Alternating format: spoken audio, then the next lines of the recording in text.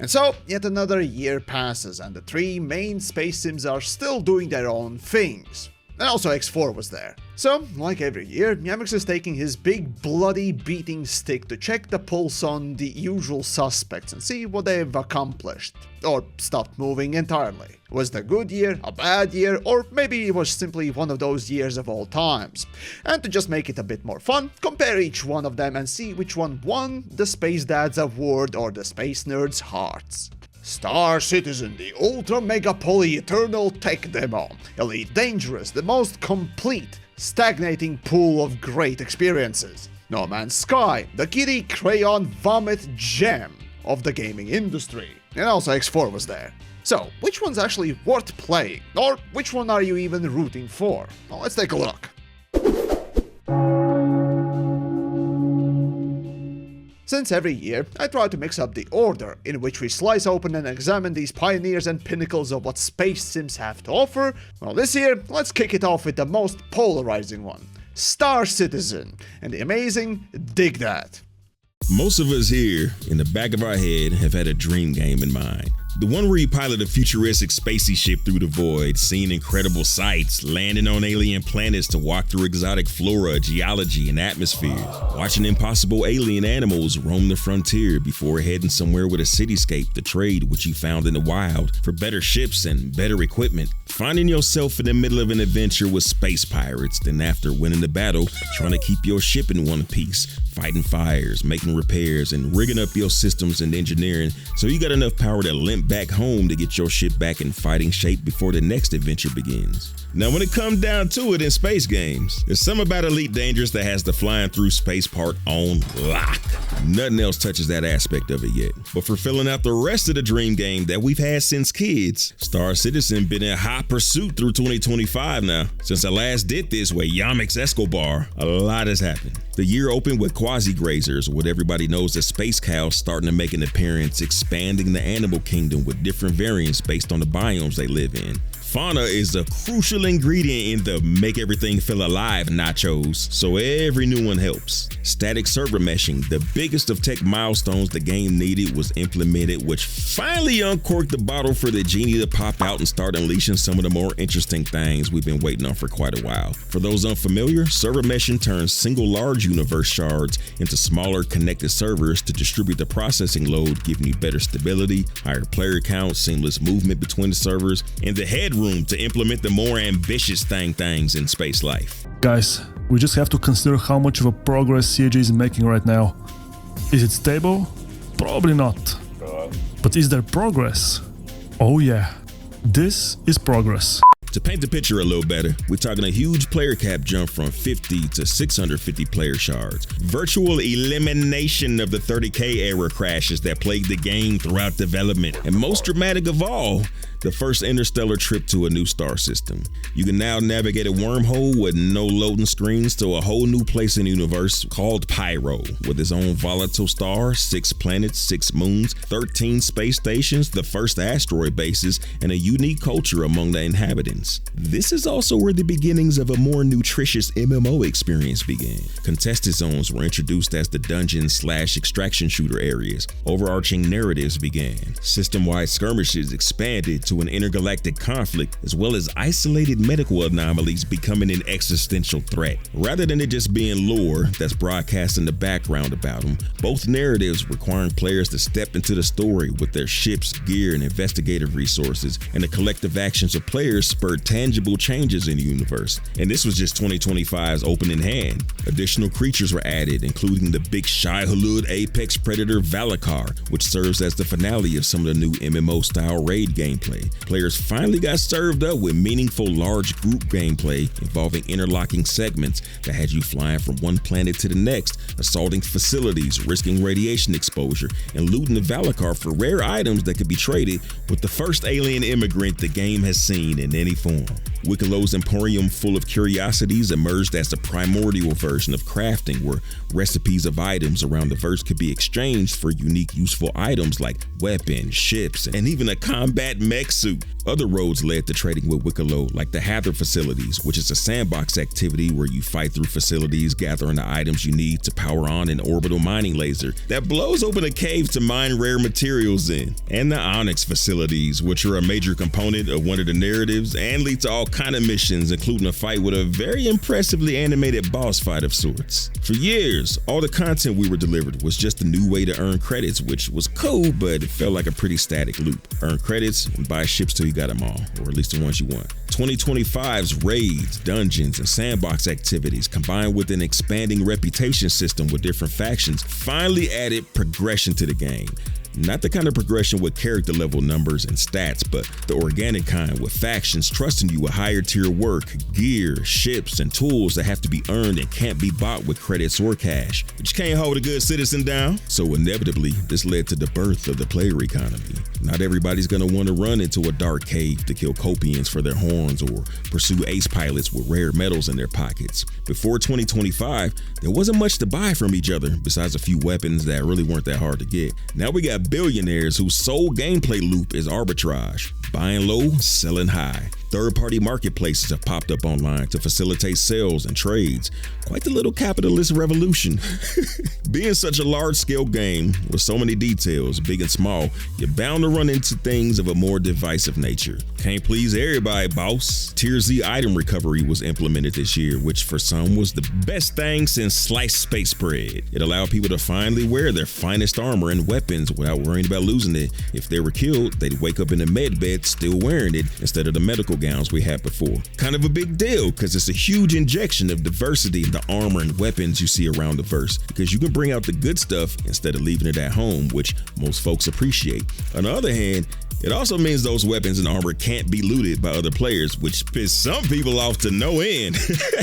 Ain't no punchline to that. These people are mad for real they can't take your stuff. But it's a temporary measure until the next two tiers are implemented, which will bring balance back to the force. Flight blades, which are components you can install in ships to give some stats a slight buff while slightly nerfing others, were initially sold on the RSI website for their first run, which created some sensational headlines, and then everybody forgot about them once they were sold in game. Spawning in ship medical beds became a hot button issue till folks just accepted it. Unlimited respawns were out, and beds powered by consumable and very expensive med gel was in. Sounds simple on the surface, but it was a significant change to the dynamics and economics of gameplay. If a pirate boards your ship and murks you out, you can't respawn into the med bed ad infinitum like you used to. When the juice runs out, so does your shot at immediately retaking your ship. If you die, then respawn. A couple times while on a mission, you gotta restock your med bed with med gel, which costs 100k a pop, so that can cut into or even erase your profits.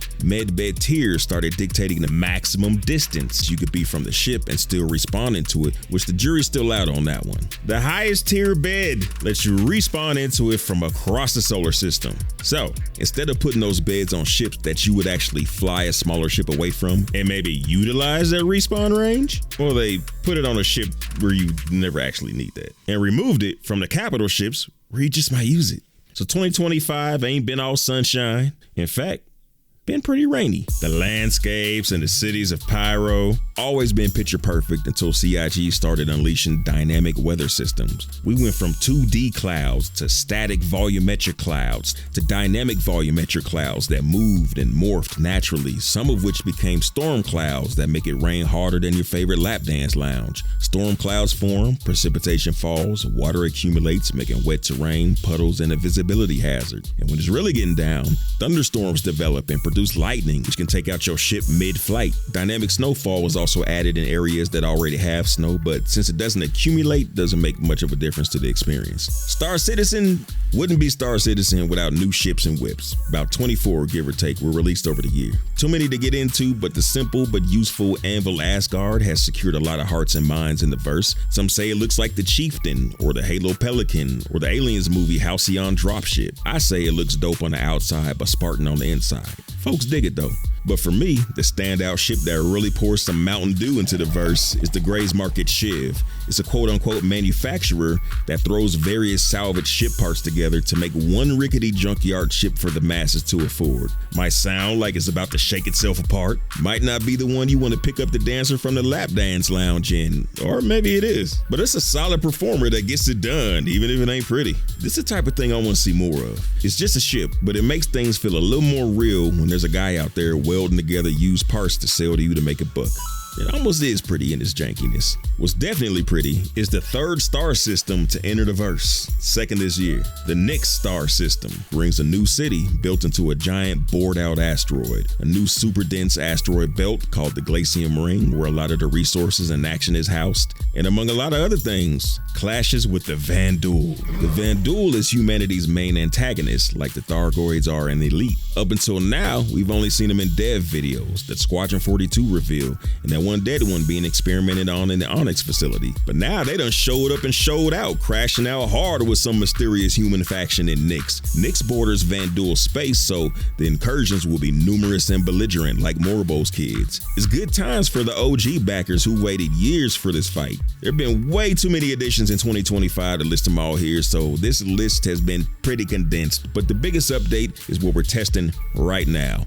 Engineering is the difference maker, more like a package than a single feature. It starts in the engineering section of your ship, which up until now has been pretty much useless. A panel gives you access to the ship schematic to track down problems, shut down power to specific rooms, or vent those rooms. You can also adjust and divert power, which isn't completely new, but is deeper, and you can create presets for your power distribution. Why does this exist? Depending on the quality or the condition of your ship components, if you're giving her all she's got, Captain, you may be running up the temps on the components, which can cause a failure or a fire. Fire is a new hazard you might have to deal with, either by venting the rooms to starve them of oxygen or grabbing a fire extinguisher to snuff them out. So now you got this room system and life support to fill the rooms with air, and all this gives you choices. You could kill life support and not worry about fires, but eventually you'll run out of suit oxygen. And if the cooler's output isn't enough, then the heat's gotta go somewhere and you'll pass out from being a space sous vide. Ballistic weapons can pierce your hull and damage components, so hopefully you got an engineer on board, or you'll have to decide between fight, flight, or running around repairing components by hand. To spell it out a little further, ships just don't run out of HP and explode anymore. It's a fight to immobilize your opponent's ship, then either board or destroy them before they can run around and repair their systems. It's an interesting variable in the equation, which everybody has been around for years has been waiting on, and has some newer people throwing their hands up like Willem Dafoe in Platoon. Not everybody cut out for this level of detail, but those folks can just regularly head to base for repairs. But where this really makes an impact is solo players and capital ships. Lone people using the Polaris or Idris to bully other players into submission will be critically demoted down the food chain. Capitals are designed for multiple crew members, and trying to take one into combat without anybody to keep an eye on temps, make repairs, put out fires, well, they're gonna end up as food for anybody with a big enough ship or enough buddies or enough ballistics and a strategy to damage their components. It's a brave new world. Not everybody's gonna be ready to navigate it. Beyond the nuts and bolts of gameplay, performance, I stopped using my frame counter except in the test build, so it's not something I'm actively thinking about, unless of course it's bad. And in 2025, haven't really thought about it. May have been small instances of noticeable drop frames here and there, but overall, night and day between the previous years. In the latest release of the brand new NYX system, we're talking little pockets here and there of 15 to 20 frames a second at the main hub. That was during testing and test servers of the shakedown flight. And since then, those pockets have been bumped up significantly in the live servers. So the moral of the story is, if I'm getting 60 to 120 frames on my old rig, then there's no reason folks with their fancy systems with 90 megs of cache and 64 plus gigs of RAM shouldn't be crushing it. Star Citizen is continuing through development, so bugs do exist. 2025 was supposed to be the year of playability, and I think they kind of shifted the definition a bit to mean stability. You can't eliminate all the bugs and develop at the same time, but as a player that's been around for over 6 years, I can tell you that this year has made it light years better for both bugs and stability. Crashes used to punctuate every session a minimum of 2 or 3 times an hour. Now it can happen on rare occasions, but it's no longer a fear in the back of every space trucker's mind. Still get a few little ticky-tacky things like a navigation hiccup every once in a while, trying to jump from place to place, which is annoying, but jumping to a random location solves that. Jumping through a planet is rare, but not impossible. but hilarious as long as it's someone else. Probably the most frustrating thing you might experience these days is losing items. I've heard of folks bringing hard-earned items to Wicklow and then vanishing down the freight elevator. I've lost a few scripts, which is alt currency, like the Beskar bars Mandalorians get paid in. Some rare items don't survive new patches. I mean, it ain't end of the world type stuff, but it's not nothing. But they're under investigation along with a host of other things that not everybody will experience, but generates enough reports to throw on the to fix pile. I think there were 130 bug fixes the previous patch, so they cooking best they can. That's all you really ask. 2025 has seen the maturation of Star Citizen. Not all there yet, but it's gone from 2024, where I had a lot of cool things to do, but getting rich was really the main drive for the bulk of players. The 2025 man, where engagement is driven by the narratives, progression, collection, and the player economy. Plus getting rich, that'll never not be a thing. There may be engineering now, but this ain't Star Trek. And so, who else to cover Elite Dangerous but the Major General of Dead Horse Pummeling than the great and powerful TheYamiks? See, in my mind, this is still the best true space sim with the most complete experience and immersion. That is, of course, if you're willing to shell out obscene amounts of money for privilege goggles and immersion sticks. But that aside, the game focuses primarily on flying the spaceships more than anything else, despite having the buggies to drive around and even in the most recent expansion, oh gods, 4 years ago, adding the first-person mechanics and gameplay. But that said, more than any of today's dead horse beating victims, Elite possibly is the largest grind fest. But the more pressing question is, what has Elite accomplished since the last year? Well, how about the alien mothership explosions? Yes, the hostile existential alien threat, the Targoids, got their 8 shiny motherships to show off, and for the end of 2024, only one was left standing, which of course the player base teabagged like it's Halo 2. And so the players of Elite Dangerous, at least the ones that were around at the time, got to witness the conclusion of the Second Targoid War as the last of the 8 motherships finally keeled over and in a big spectacle got explodinated. Now sadly, if you missed it, well that's too bad, so sad. Elite does not believe in replayability of its story, so you can't do it at your own time. But those who were around to collectively splooge the Guardian-infused loads all over the behemoths, you got some cool cosmetics to keep. This was still 2024, and the next big event was the 10-year anniversary.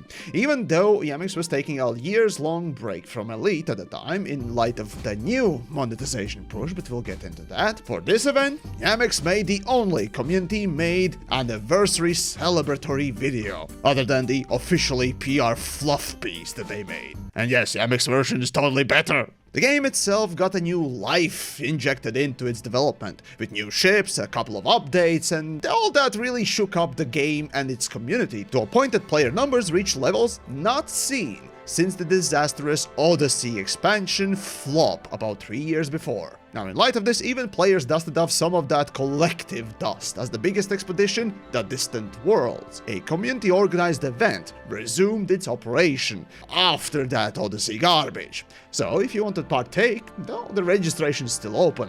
And, of course, in the background, for the game itself, more microtransactions get released. And we'll certainly talk about those. But returning to the game itself, updates released that sparked such a great player return was first the Powerplay 2.0, a refresh on an old mechanic. And then, after that, Colonization, a cut feature from Odyssey's original release, now allowing players to build their own star points and facilities in nearly any system in the game, providing players with, well, literally their own designed home stations, with a lot of asterisks. Now, the feature itself basically is a trading-based grind exclusively, but it allows players to somewhat design their own systems and get passive income depending on how many stations they've completed.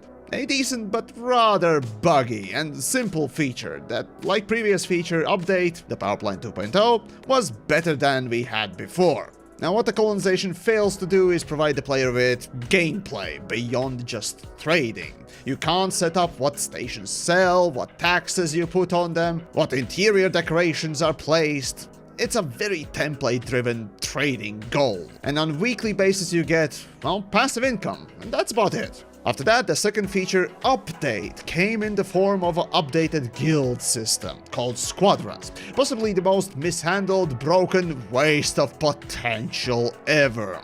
Now, with this update, the feature gets a new UI, a little bit of a gameplay perk, and 100 more members per squadron. Yep, the guild system in Elite Dangerous allows up to 600 members. For Elite Dangerous, a game without any raid bosses, instances, or any other MMO crap that you usually would think that would require the limit to be placed in the first place.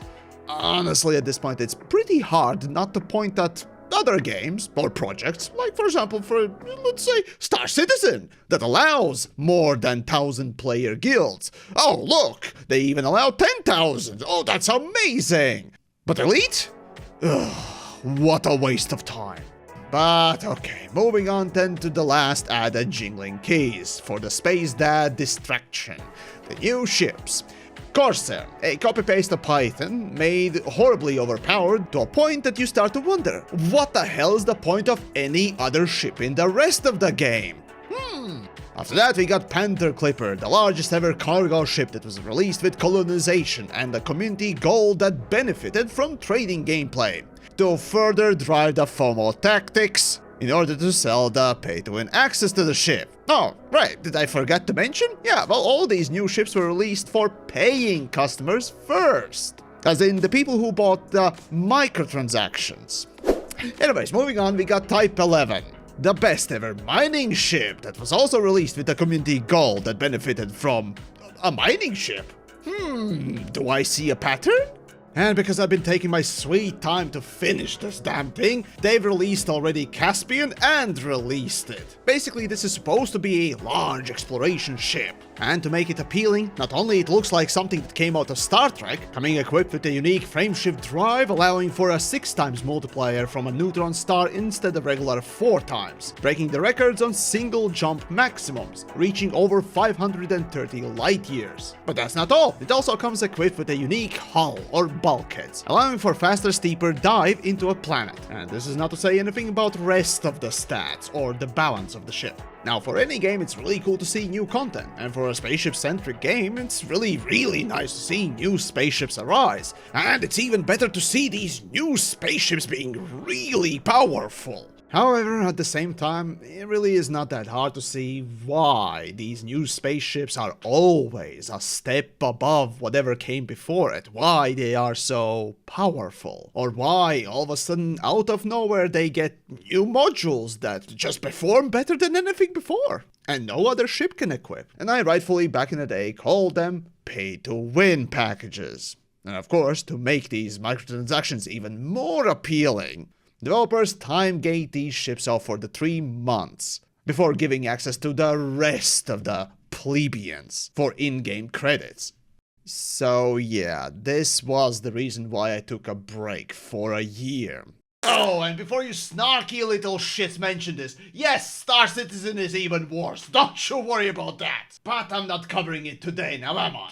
And to my dismay, it only got worse.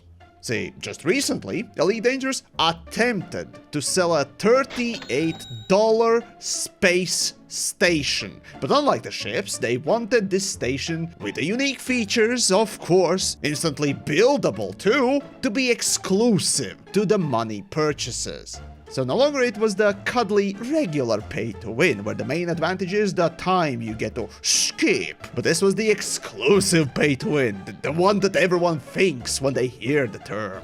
However, a day later, after a massive outcry from the community, Frontier had to walk that shit right back up, and now attempt to sell it like the ships, a few months paywalled, and afterwards it's unlocked for the rest of the community. Except for the fact that microtransaction afterwards doesn't disappear and is still around. Now you might be thinking, well, that this is horrible in every sense. And yeah, Yeah, it is. It's very much like Star Citizen. In fact, it is literally the same thing. Except the prices, at least yet, are not reaching the sky. And yet the only person who might think that this is not a bad thing, except for delusional fanboys and space dads, is the company itself, as in their annual financial report. The company reports 150% increasement in revenue for the game. Yes, these further worsening microtransactions have driven 150% more revenue for the game itself. And guess what? Even if this time they fail to push this credit card gameplay, yes, that's what we will call it from now on, it will only get worse. And they will try again. Mark my words and prepare those #Yamiks was right, when inevitably we see more and more gameplay getting the microtransaction stank on it. See, the gates of credit card warriors is a Pandora's box, dear ladies and gentlemen, and it will only get worse. I mean, look at Star Citizen.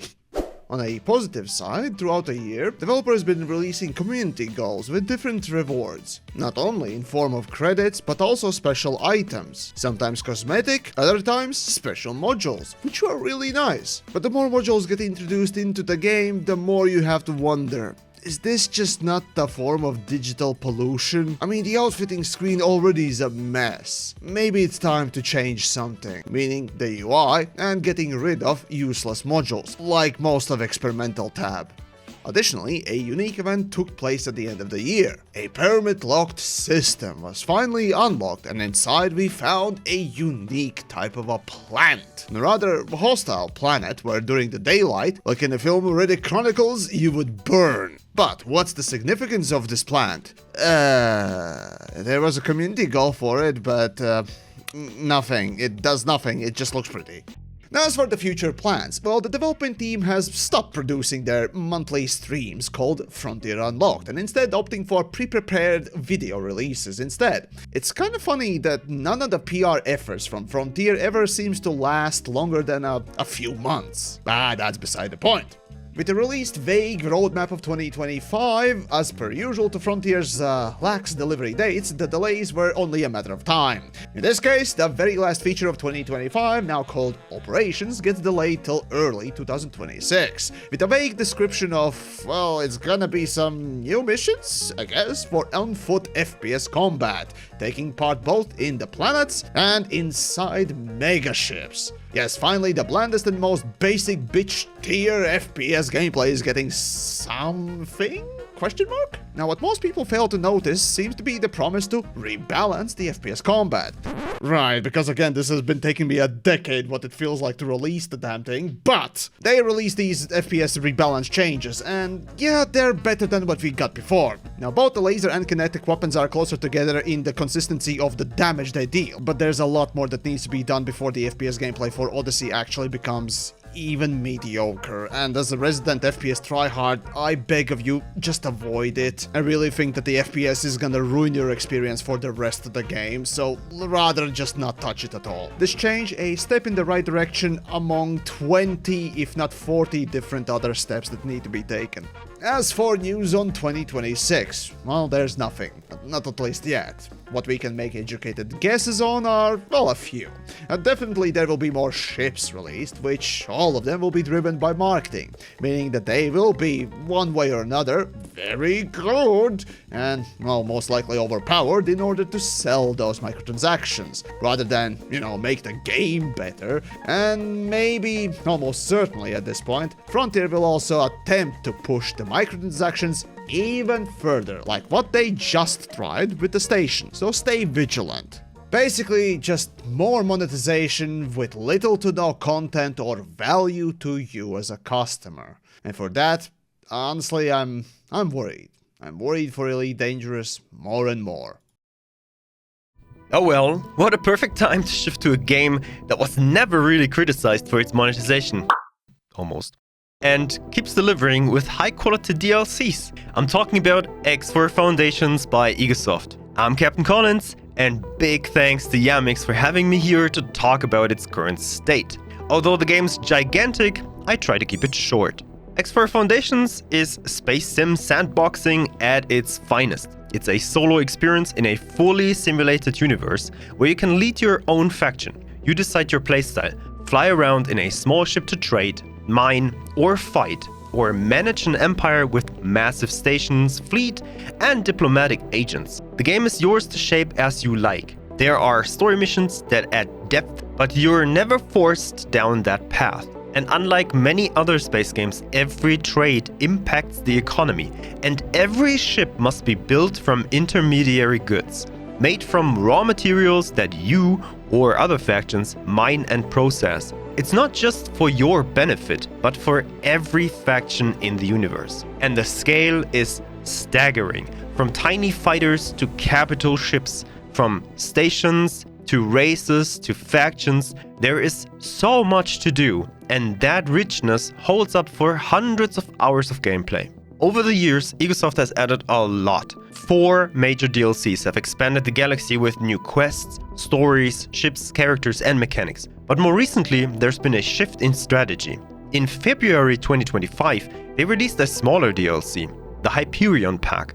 This added the legendary Hyperion, now a sleek expedition class capital ship, plus a mission chain to unlock it, a new starting scenario, a new sector, and new music. Man, the music is awesome, I'll tell you that. Pro tip from me to you, it's on Spotify. And when you listen to it there while playing, you don't have to listen to eons of the same fighting music when doing combat. Yes, you're welcome. And alongside that came the 7.5 update, which completely overhauled the flight model. They revamped ship handling, reworked boosts to use its own energy pool, which is great, added a behavior inspection mode, and even improved graphics. They included DLSS and FSR support. This update was developed with help from a former Star Citizen physics programmer, and as a result, flying now feels much more immersive and challenging. And by the way, yes, the AI uses that advantage. Then, more surprisingly, in September 2025, Egosoft launched the 8.0 Diplomacy update together with the Envoy DLC.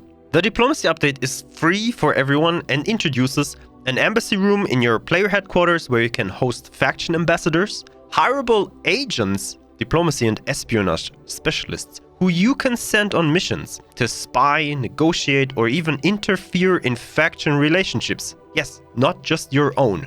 And a system for diplomatic interference, letting you trigger and manipulate political incidents, from trade disputes to cyber warfare, to shift alliances and economic networks. The Envoy Pack DLC adds 2 new ships, the stealthy Envoy, built jointly by the Argon Federation and Teladi Ministry of Finance, and the mysterious Cypher, a pirate variant. The Envoy has a fully explorable interior, only the second M-class ship in X4 with that kind of detail, by the way. Plus, a new cloak stance for sneaky maneuvers, and even camouflage systems so you can disguise your faction identity. Just like we knew from some missions in the game, now you can do that whenever you want on whatever faction you like. And on top of that, there's a new mission chain, a dedicated game start, fresh sector to explore, and of course, more music additions. They also released a hotfix, 8.0 hotfix 1, shortly afterwards, fixing some diplomacy agent bugs, improving ship behavior, and ironing out mission issues. So, what's next? Will we see more small ship packs, or are larger expansions on the horizon? Egosoft hasn't revealed much. They remain tight-lipped about upcoming projects. They're a really good team, by the way, doing so. But the roadmap does mention exploration. That means anomalies, new missions, and deep space content are planned. Given the track record, I trust they deliver. And as Egosoft CEO Bernd Lehan has said before, the galaxy is now complete, meaning they're likely to continue building on the foundation we already have. More content, more systems, more sandbox to play in, for both veterans and newcomers. This means more to explore and more to master. Maybe even more overwhelm, but in the best possible way. I can't wait to see what comes next. And of course, thanks again to TheYamiks for having me, and thank you all for listening to my really short X4 talk. And finally, but most certainly not least, our friendly rags to riches success story in the whole gaming industry. Grab yourselves some crayons and prepare to sniff glue, children. No Man's Sky has had one hell of a year. The most casual, friendly, consolitis diseased comfort game, as some would call it, hides ever more gameplay and creative universe to explore. Sure, none of the features No Man's Sky has are deeper than a puddle of rainbow vomit that you'll expel after a few minutes of gameplay, but that's the funny thing. Especially in the comparison to today's hardcore nerds, No Man's Sky manages to accomplish similar things, similar gameplay, similar features, even if they are more basic. Coincidentally, also proving that none of the things the other three try to accomplish or shy away from are really that hard to implement. So that's why we can't have, I don't know, ship interiors or a working game, or that you need predatory monetization to even have these bombastic things in the first place. Nah, No Man's Sky says, nah, screw that, we can do that and more, without even asking for more money. You know, actually respecting the customer. Okay, fine. No Man's Sky is an exception in of itself. But unlike most of the gaming industry, this is a positive role model that we should strive to have more of, rather than less of. But okay, enough glazing No Man's Sky like it's the world's biggest donut. What did Hello Games actually manage to accomplish in the past 12 months? After the fishing update came the 16th expedition, the Curse. Frankly speaking, it was pretty annoying to complete, but at least you got some free special saucer-looking ship and a squid face. Following was another expedition, but this time a redux, reintroduction of one of the most famous expeditions, the one where you got the Ass Effects Normandy. With improved goals, it certainly wasn't as annoying to complete, and this also started the trend of redux versions of old expeditions being put in place, a very nice thing for people who either missed them or weren't around at the time. However, this also is a time-limited thing, so yeah, I'm still waiting for the expedition browser. For Xmas 2024, 4 other Redux expeditions were Gatling guns spammed out, leading us into 2025. This year, the very first update ended up being the Worlds Part 2, the long-awaited follow-up to the most popular update of the game yet. And it was good, but somehow underwhelming still. Now sure, you get really deep oceans and landable gas giants, a feature that no other space sim has actually accomplished. Or at least none of the other 3 of today. Still, a large bit of focus of the update was spent on deep sea stuff, which at the best of times will captivate maybe a few people. Following was the accompanying Titan expedition, which showcased the new features like the deep seas. And again, this was probably the most annoying part. Oh, also as well as the new gas giants with the floating island gimmick. Moving on, then we had Relics and Beacon updates, both bringing in a smaller set of features, namely improved grave robbing and slightly different hostile enemies, and improvements to those controllable settlements, my personal least favorite addition to the game in the last while. But still, it's not unwelcome. However, then came what looked like, and by all accounts was, another small update. Voyagers. However, what it brought in was ability to make your own spaceship. Yes, they basically copied Starfield, which also was the only good part about Starfield. Actually speaking, what is Starfield doing these days? Oh, yeah, well that checks out. Go die in the fire, you mediocre garbage. In No Man's Sky, the shipbuilding is notably easier, but the variety both in cosmetical as well as functional parts is very low. Colors are restrictive, your ship only could do basically 5 things: cooking, refining, mission board, storage, and plant growing. However, even with this basic foundation, No Man's Sky managed to give players the first taste of features to come, and boy did players, like the Starfield shipbuilding, took off with amazing things. And the result of that, the highest player peak count ever on Steam charts, nearing 100,000 active players, is an astonishing achievement, especially for a game 9 years old. And achieve it with one of the smaller updates? Seriously? Well, this, my friends, is the power of creative tools, and more so to the shipbuilding itself, and ship interiors in space sim genre.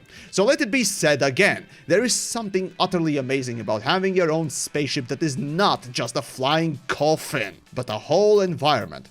I mean, hell, Star Citizen proved it at the very start and why it is so successful. Starfield then proved it again and showcased just how cool shipbuilding is. And now No Man's Sky repeats it again. And more than anything, it kinda is telling that only one of today's members decided not to bother with such a feature. Nah, it's not worth it. It wouldn't be fun. We understand some people may have wanted to have the full ship interiors, but I will go back to what we've already discussed. Everything done with Odyssey is purely based around longevity of gameplay and stuff like the sheer scale of these ships to sort of.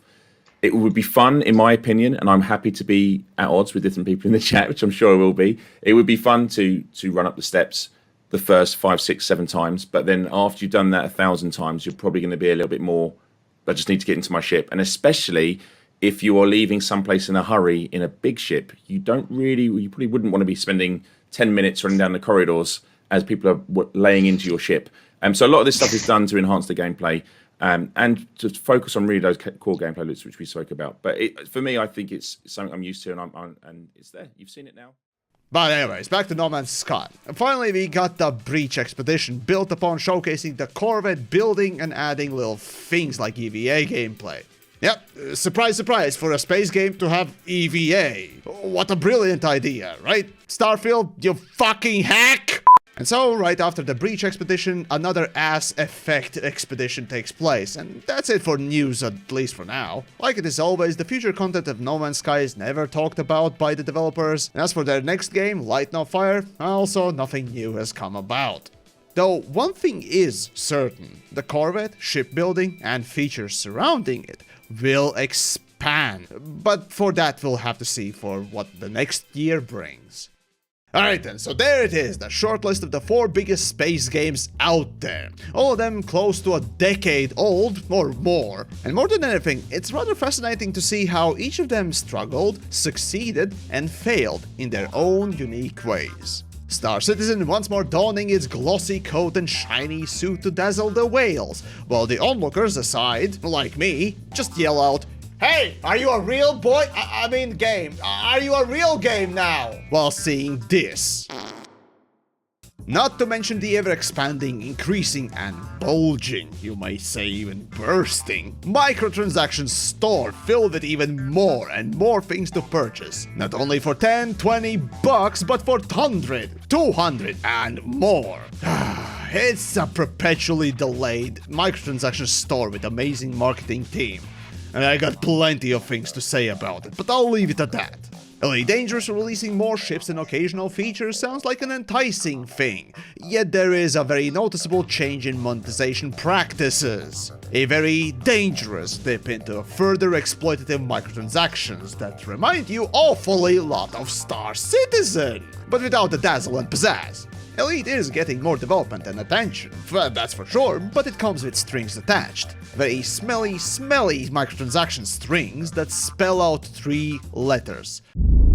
Is the cost really worth taking on to look and resemble Star Citizen? Or is there a better way? Well, we'll never know really, as Elite has already chosen its path and I fear for the next year. All the while, X4 chugs along in the background with yet another expansion release that comes with a little good set of features and an oddly good looking ships. Now for me it's always been the accountant level of UI that turned me off, but it's still hard not to root for the little guy in the corner doing its own thing and actually succeeding. Sure, X4 community is grown slowly, but Steam charts don't lie. Every update, despite not having multiplayer or any other multiplayer features, like the rest of today's titles at least, X4 fans have stuck around. Hell, I'm even sticking around to tell you about it, so you go, X4! And finally, no conversation is complete without the bestest boy. Not only in space sims, but gaming in general. No Man's Sky.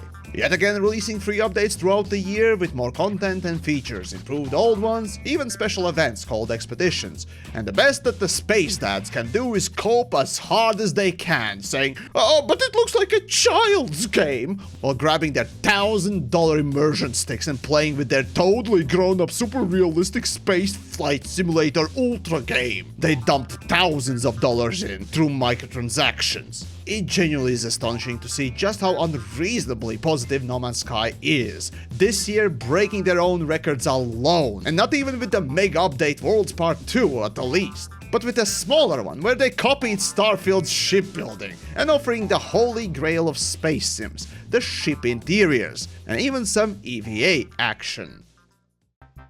And so then these are the 4 main space sims of the current day. Star Citizen to me still feels like the unholy antichrist due to the razzle-dazzle marketing and the copious amounts of money, while at the same time not producing an actual product. Well, at least it's pretty, I guess, and this year they've done, well, yet again the same, but different. Elite is going down the dark path, following Star Citizen of all things. Well, at least in terms of monetization. But hey, the fanboys can be happy and say that, oh, we're getting new ships and piddling amounts of updates, yay! And frankly speaking, the 2 games that are more and more calling my name are X4, which keep on ticking onwards, thanks to their honest and upfront monetization, with expansions that release good amounts of content, while No Man's Sky utterly dominates the positive vibes that make me wish every game and game studio was like this. Unequivocally lovable, a company that respects your time and even goes a step above, and love their own game for the sake of the art and more so for the sake of the fun, and maybe even for the sake of greatness. So then, from me and from my collaborators today, thank you for watching, and of course, let us know which one won the year and which one are you playing the most. As always, do go check out the rest of the guys, and of course, if you think that my efforts are deemed worthy enough, check out my Patreon and support me there. Otherwise, I'll see you next year.